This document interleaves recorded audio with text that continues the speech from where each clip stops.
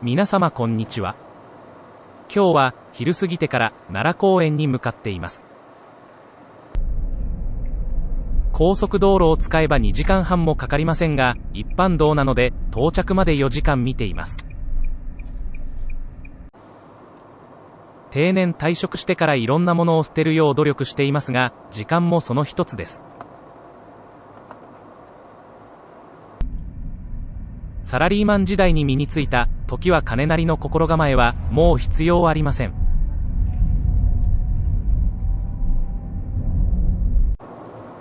身についたと申しましたが、もともと気をせく性分ではないので、意識して捨てようと思わなくても大丈夫そうです。ちなみに、サラリーマンを卒業して一番捨てるのに苦労したものはといえば、承認欲求かもしれません。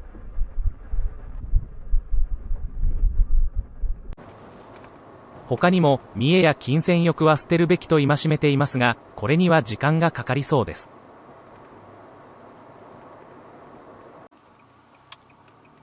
正面に見える東大寺手貝門近くの駐車場にナビをセットしています。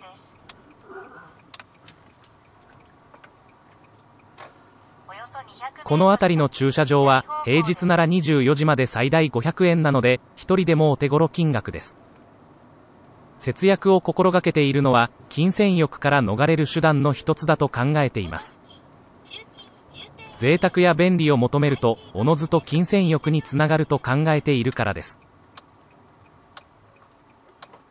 予定より30分遅れたので大仏殿に入るのは半分諦めています。駐車場の奥から大仏殿に行けるようです。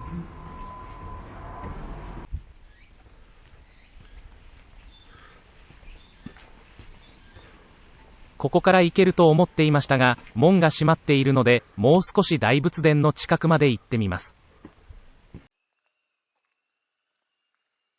大仏殿の裏の道を来たので、南大門は通っていません。5時を過ぎたので、入れない可能性も大きいですが、このような時は、慌てて走ったりしないように心がけています。この大仏殿は再建されたものですが、木造軸組建築に限れば、現在でも世界最大なのだそうです。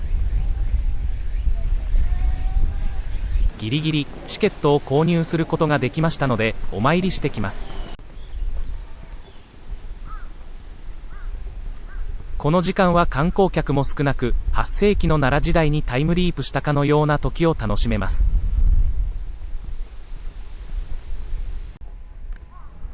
この国宝の金堂八角灯籠は何度も修理はされているものの、今から1270年も前に作られたものだそうです。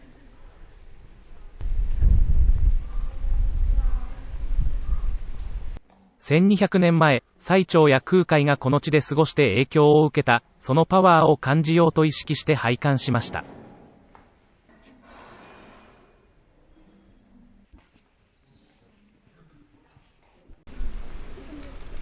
ここに来るのは初めてではありませんが、この美しさを感じるのは初めてのような気がします。美しいと感じる最も大きな要素が、日が傾いたこの時間帯なのではと思うことがよくあります。人が少ない時間なので、悠久の時に思いを馳せるには好都合です。一度南大門まで行き、南大門から大仏殿向きに歩いてみます。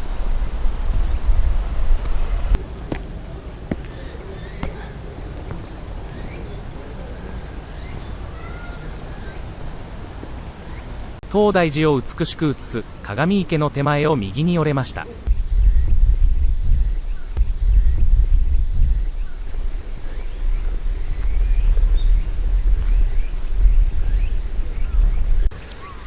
大仏殿の東に東南アジアの遺跡でよく見るようなライオンや象などが彫られた彫像があります。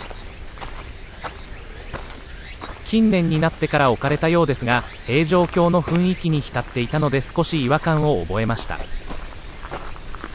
そこで私なりに調べてみると、お釈迦様が悟りを開いたインド仏教の聖地サールナートで見つかった像のレプリカのようです。アショーカの獅子中刀と呼ばれるもので、現在インドの国章に使われているのだそうです。なぜこの像だったのか勝手に想像すると、宗派も宗教も問わず、世界平和を願う象徴に最もふさわしかったのだろうと思えます。その近くには、かつて東大寺にあった七重塔の双輪のレプリカも置かれています。この後、美しい夕日を見るために二月堂に向かって歩いています。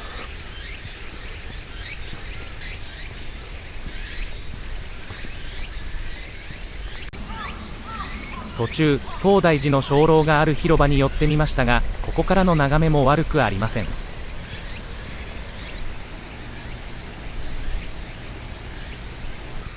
このような歴史ある瓦屋根と相まって、東大寺の風情を高めてくれます。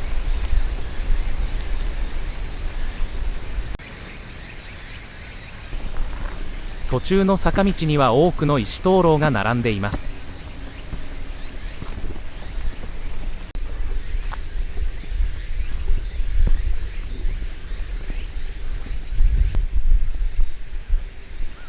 ここが奈良で最も美しい夕日が見えると言われる二月堂です。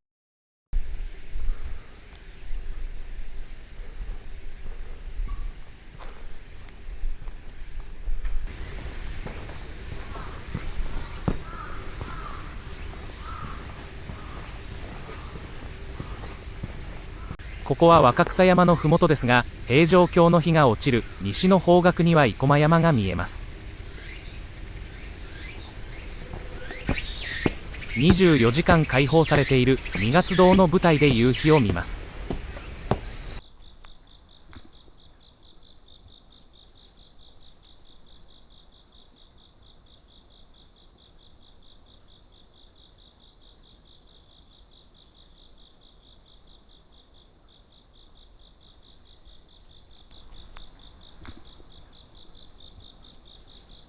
通常の旅行なら、この時間帯は風呂に入って食事をする頃です。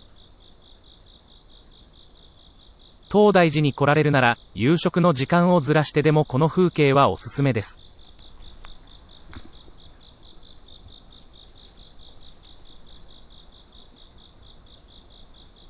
二月堂の舞台は真西を向いているので、太陽の沈む位置は、これからだんだんと左へ移動します。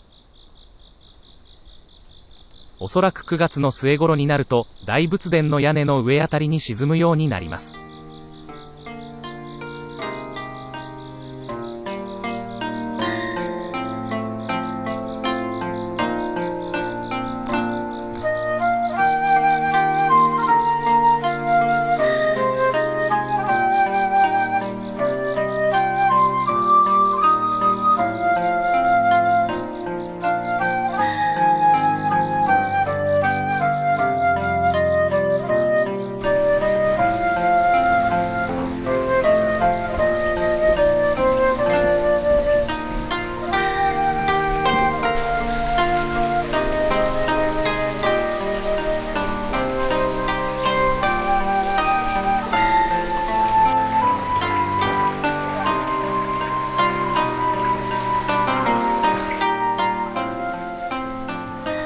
北側の回廊を降りて大仏殿の裏を通って帰ります。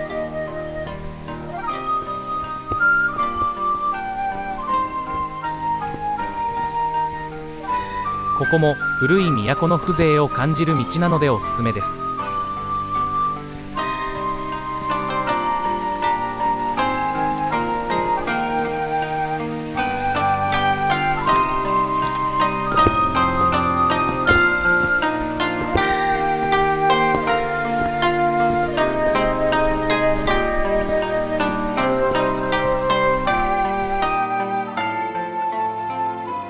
来た道とは別の道で帰ってますが、遅くなるので途中で車中泊します。京都を通っていますが、都市部には車中泊に適した静かな駐車場が少ないので、市街地を抜けるまで走ります。続いて左方向です。おはようございます。静かな京丹波の道の駅で車中泊しました。少し蒸し暑い夜でしたが、扇風機だけで朝までぐっすり眠ることができました。ここから家までは1時間半程度です。夕べのうちに帰ることもできましたが、車中泊することで知らないところで朝の時間を過ごせます。ゆっくり帰っても7時頃には家に着きそうです。いつものようにコンビニでパンとコーヒーを買いました。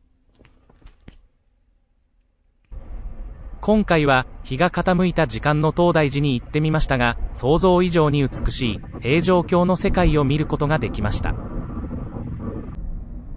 今日も最後までご視聴いただきありがとうございました。